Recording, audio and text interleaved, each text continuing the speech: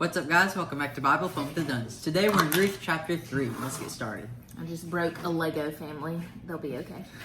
So the book of Ruth, I heard today from a commentary I was reading, and they compared it to a chick flick, a really good chick flick. And today kind of gets us into the romantic part. But the best part of this story is that it's not just a story about Boaz and Ruth. It's really a story about Jesus and us. And so the big theme of Ruth is this story of redemption. And so redemption is to redeem someone, is to ransom or to purchase them.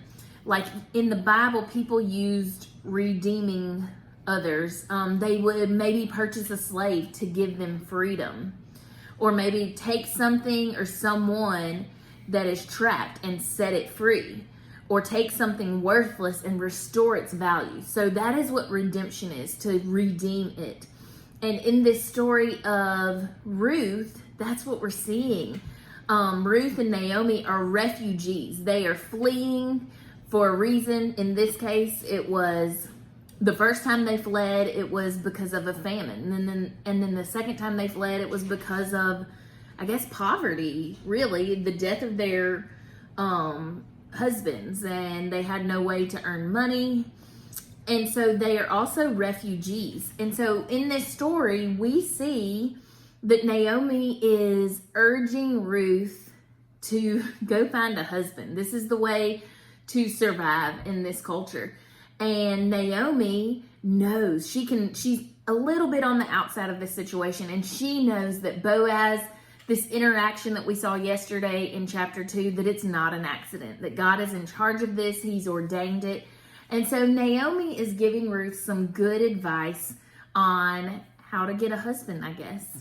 And so Naomi tells Ruth to go to Boaz while he's working. He's working at the threshing floor. So remember, he owns all this land, and so that's a job.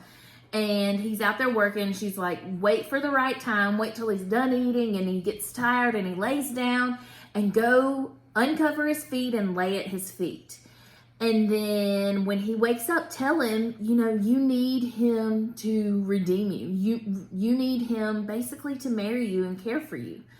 And so Ruth, her immediate response is, Naomi, all that you say, I will do. And so she trusts her and she respects Naomi.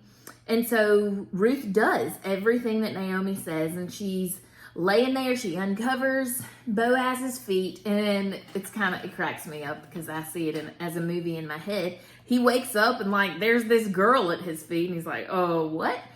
And so then she tells him everything that Naomi told her to tell him. And she asks him basically if he will have her, if he'll marry her and care for her. And his immediate response is precious. In verse 10, he says, may you be blessed, my daughter, because you made this last kindness actually greater than how kind you were to your mother-in-law, Naomi, which was really kind to stay with your former mother-in-law, I guess, when that could be the hard way. And he said, you choosing me is even kinder. And so this is kind of a clue that maybe he's older. He's saying, you didn't choose a young man, but you chose me. And he takes it as a great compliment. And he thinks it's an honor that she chose him. And he said, yes, I will do this. He said, there's only one problem.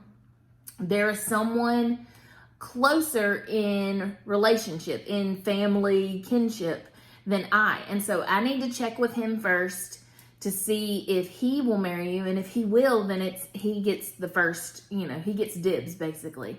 And if he won't, then I will. And not only that, I will go and buy back your former husband, he's not ex, but Elimelech's land. I will go buy it back and redeem you and take care of you. And so it's important as we read this to know that we're not just looking at the story of Boaz and Ruth. And so we'll come back to this in a second for my takeaway. But I guess we'll go to Jack's real quick for his. So my takeaway comes from Boaz's response to Ruth. So he wakes up and he finds this girl. She's laying down at his feet, and instead of kicking her and saying, Is "What?" that the first thought that comes to your head? If Kick her. Well, if I found someone laying at my feet in the middle of the night, I'd probably kick her. Kick her. So anyway, instead of kicking her and asking her what she's doing, he tells her, well, he has compassion on her, and he looks at it from her perspective, and he loves her for it. And so he said that he's going to do everything he can to take care of her, and this is all part of God's plan. So remember at the beginning how life was pretty terrible for Ruth and Naomi, and then they moved here, and everything is starting to work out for them. That's right. Mm-hmm. So if Boaz is a picture of Jesus, what we see here with their marriage thing, there's this idea that, Naomi's like, oh, my husband has family here and it's Boaz. And so maybe he'll care for us. Well, the thing is, the stuff that we read back in the early Old Testament in the law that sometimes can seem boring, there's so much meaning to this. And this is that story come to life of Deuteronomy Chapter 25, 5 through 6. So what we see in Boaz, he's the next of kin besides this other guy that he's going to meet tomorrow when we read that chapter. And so the name that this is called a kinsman redeemer. And so he is the one that will redeem Ruth, unless this other next of kin does. But I just want to look real quick at Deuteronomy chapter 25, where this comes from, to show it gives meaning. I like to go back and write in Deuteronomy 25, Ruth and Boaz. So verse 5 and 6. If brothers dwell together and one of them dies and has no son, the wife of the dead man shall not be married outside of the family to a stranger. Her husband's brothers shall take her as a wife and perform the duty of a husband's brother to her. And the first son whom she bears shall actually succeed to the name of his dead brother, that his name may not be blotted out of Israel. So, we're going to see tomorrow a little bit more of this story. I'm not going to spoil it. I was about to, but I'm not going to. But Boaz is this kinsman redeemer. And he is a picture of Jesus. And so what we see in this story of Ruth and Boaz, we see ourselves as Ruth. Ruth comes to Boaz literally with nothing. She has no way to earn money. She is at his mercy. And she knows he's the only one at this point who can save her.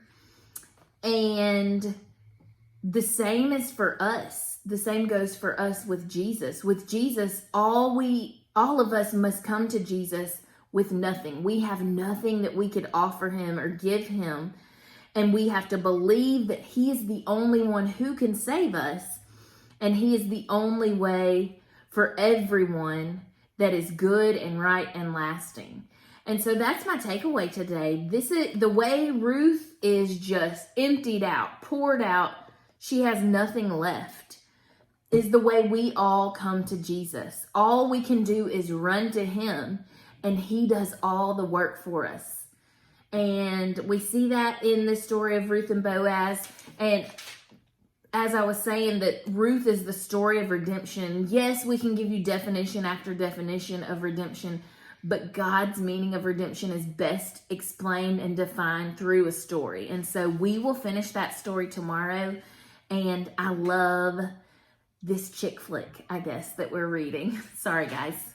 All right, friends, join us tomorrow for chapter 4. I can't wait to see what happens. See ya. Okay, bye.